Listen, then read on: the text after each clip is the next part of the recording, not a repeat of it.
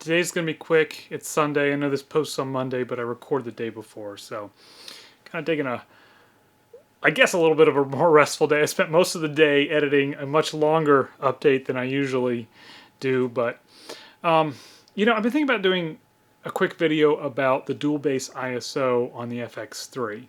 I haven't had the FX3 for that long. I got it 4 or 5 months ago.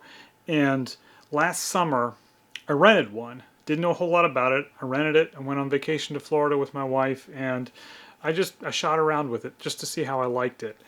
And I didn't realize that it had dual base ISO. And before I returned the rental, I did a video on its low light capabilities. I just put it in I think I put it in Cine 2 picture profile, and just, like I do with a lot of the low light videos I've done, just looked at it at different ISO settings to see how noisy the image got.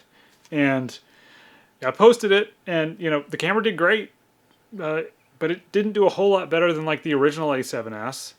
And I posted the video, and someone commented, "Hey, you do know this has dual base ISO, right?" And I was like, "Oh."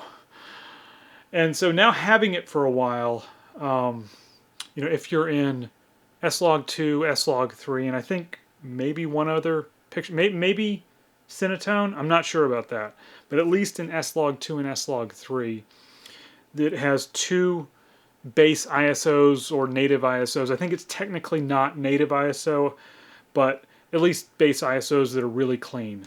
One is 640 when you're in S-Log2 or S-Log3, and then 12,800.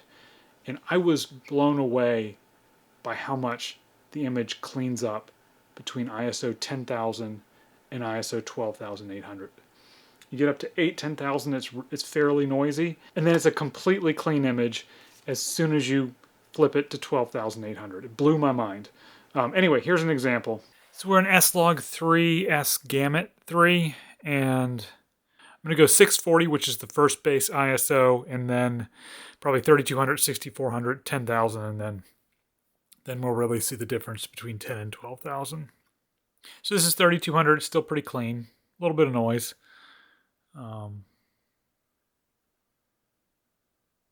But totally usable at 3200.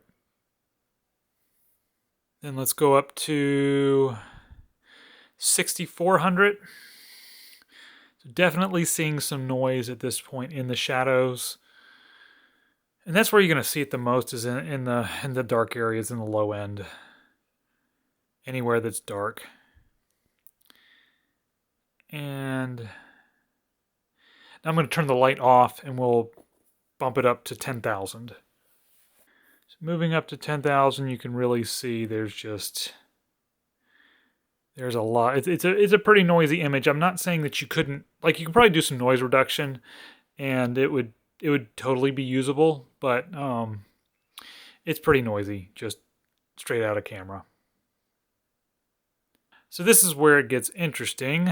Let's change to 12,800, the other base ISO.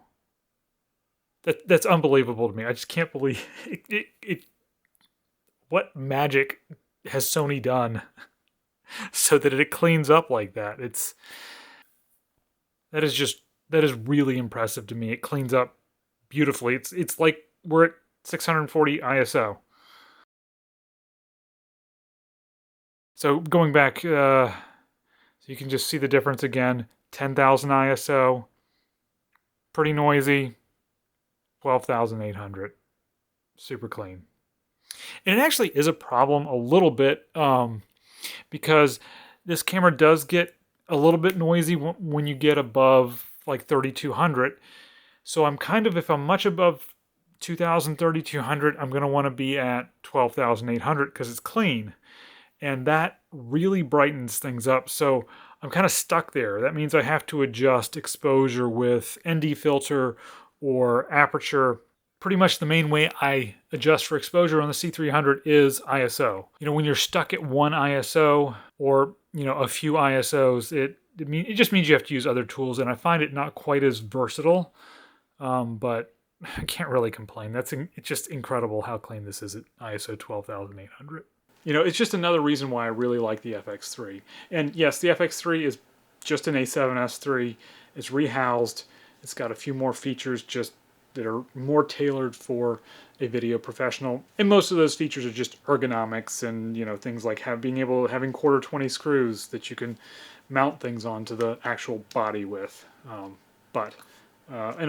Also, if you get the top handle, it's got 2 XLR inputs, which are essential and I actually use on a regular basis.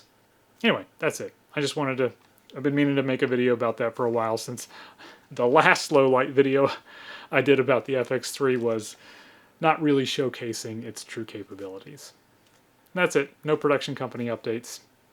Day 62.